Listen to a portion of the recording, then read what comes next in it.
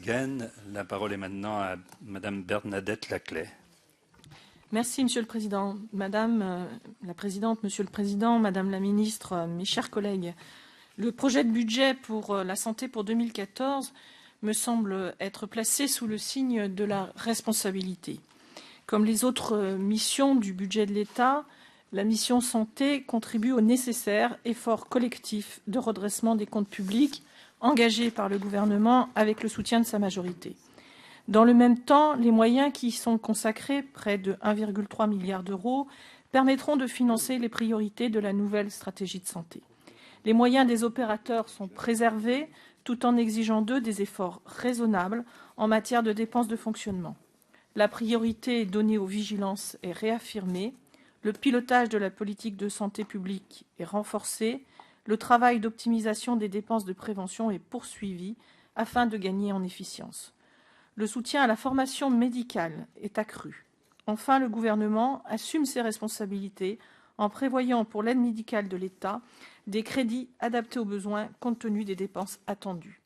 L'année 2014 sera celle de la mise en œuvre de la nouvelle stratégie nationale de santé présentée par Madame la Ministre le 23 septembre dernier.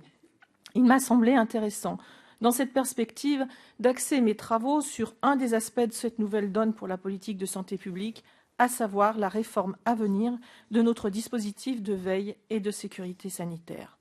Après avoir traité l'an dernier de la profonde réorganisation de l'Agence nationale de sécurité des médicaments et des produits de santé, j'ai donc choisi d'étudier plus particulièrement notre système de veille sanitaire et l'opérateur concerné, l'Institut de veille sanitaire. J'ai pu constater que ce système et son opérateur ont su, au fil des alertes, s'adapter pour gagner en efficience. Nous sommes désormais dotés d'un dispositif globalement performant si on le compare à ceux de nos voisins européens. Mais il est aussi complexe, lourd et, dans certains domaines, hétérogène. Madame la Ministre, Monsieur Jean-Yves Graal, précédent directeur général de la Santé, vous a remis en juillet dernier un rapport fort intéressant sur les évolutions souhaitables en matière de veille sanitaire. Pourriez-vous nous faire part de votre sentiment général sur ces propositions ? Plus particulièrement, le gouvernement entend-il engager une refonte de l'expertise sanitaire à l'échelon national en distinguant deux blocs, comme suggéré par M. Graal, d'une part l'ANSM qui serait une agence pivot et d'autre part l'INVS qui serait l'agence vigie. Pourrait-il être envisagé de donner un rôle en matière de prévention à l'Institut de veille sanitaire afin de mieux préparer les réponses aux crises et aux alertes ? S'agissant de l'organisation de la veille sanitaire à l'échelon régional, les auditions que j'ai menées m'ont permis de constater que la situation actuelle n'est satisfaisante pour personne. Ni pour l'Institut de veille sanitaire, dont certaines cellules interrégionales d'épidémiologie, les CIR, manquent d'effectifs, ni pour les ARS qui ne disposent pas d'outils leur permettant d'exercer au mieux leurs responsabilités en matière de veille et de sécurité sanitaire. Le rapport qui vous a été remis en juillet dernier suggère de procéder à des regroupements fonctionnels des multiples dispositifs régionaux de veille sanitaire sous la forme de groupements d'intérêt public placés auprès des agences régionales de santé. Cette piste est séduisante, mais permettra-t-elle, selon vous, de garantir un pilotage scientifique effectif de la veille sanitaire par l'INVS, qui semble devoir être le référent dans ce domaine ? Une telle organisation ne risquerait-elle pas de mettre à mal la nécessaire séparation entre, d'une part, l'expertise scientifique et, d'autre part, la prise de décision pour gérer les alertes ? Sur un plan budgétaire, le financement de ces groupements serait-il assuré par la seule mission santé ?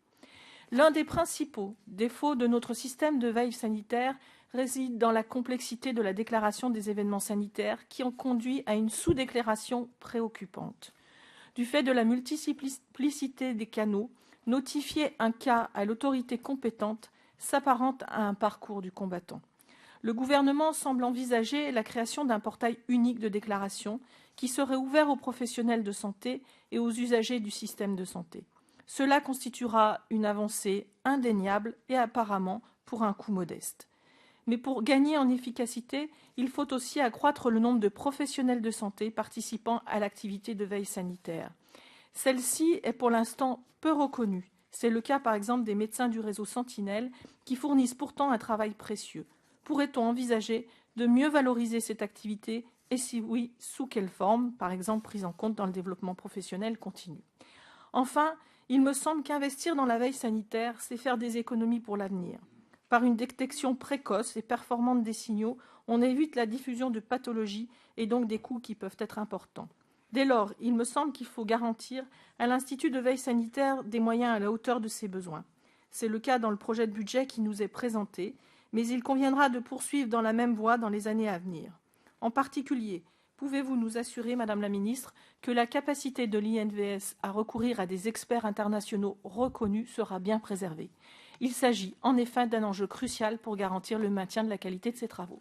Je vous remercie et je tiens aussi à souligner, Madame la Ministre, qu'à la date du 10 octobre, date butoir pour le retour des questionnaires de votre ministère, 93% des questionnaires me sont parvenus, ce qui m'a facilité les travaux. Je vous en remercie. Merci Madame Bernadette.